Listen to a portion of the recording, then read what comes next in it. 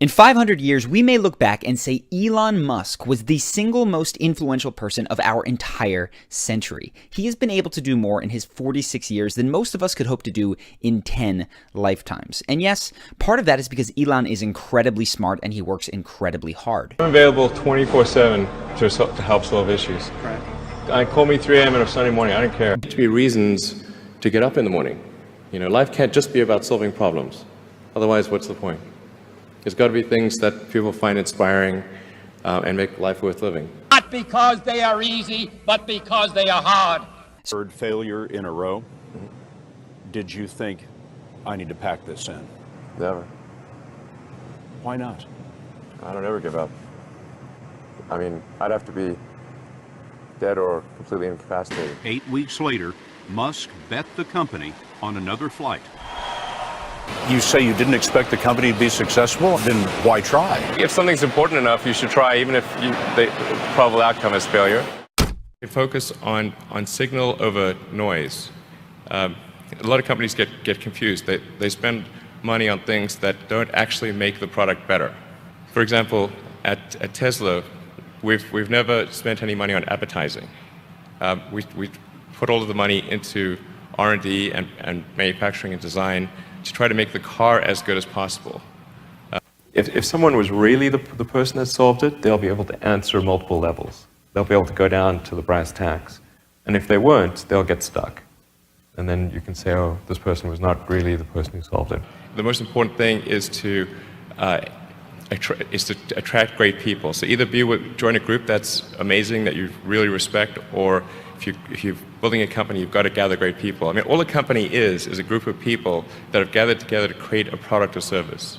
And so depending upon how talented and hardworking that group is, and the degree to which they are focused cohesively in a good direction, that will determine the success of the company. That whatever you're doing is a great product or service. It has to be really great. And a product or service needs to be much better than theirs. It can't be a little bit better. Because there's a friend of mine who's got a good saying, which is that starting a company is like eating glass and staring into the abyss.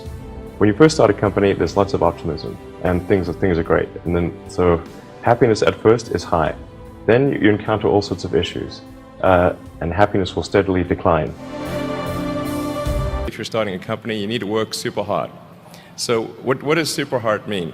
When my brother and I were starting our first company, instead of getting an apartment, we just rented a small office and we slept on the couch. We had just one computer, so the website was up during the day and I was coding at night. 7 days a week, all the time.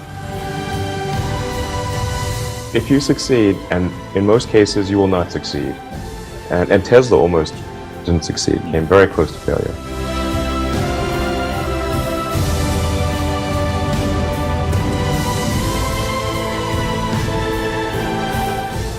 I don't ever give up. I mean, I'd have to be dead or completely incapacitated. If you're trying to do something new, it's the best way to think. Now is the time to take risk. You don't have kids. As you get older, your obligations increase. Before you have those obligations. So I would encourage you to take risks now, do something bold. SpaceX has announced an ambitious plan to send an unmanned capsule to Mars, bringing the company's CEO, Elon Musk, one step closer to his dream of colonizing the Red Planet. Work hard, every waking hour. That's the thing I would say, particularly if you're starting a company. And then just work like hell. I mean, you just have to put in, 80 to 100 hour weeks every week. Other people are putting in 40-hour work weeks and you're putting in 100-hour work weeks.